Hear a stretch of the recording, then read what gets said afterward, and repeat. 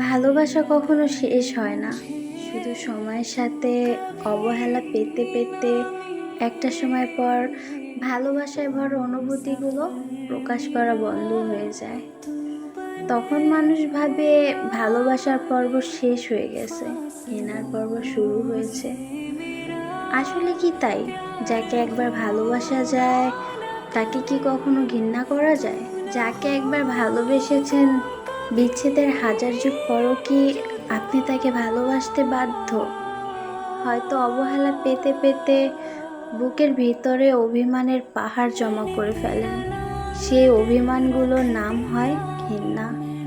একটা সময় পর বুকে পাথর চাপিয়ে তাকে পাওয়ার অনুভূতিগুলো আর আগের মতো প্রকাশ করা হয় না। অভিমানে ঘৃণার আধুলি জমিয়ে নীরবে ভালোবেসে যান। তারপরেও ভালোবাসা শেষ হয় না, শেষমেশ ভালোবাসা থেকে যায়, হয় অপেক্ষায় নয়তো আক্ষেপে।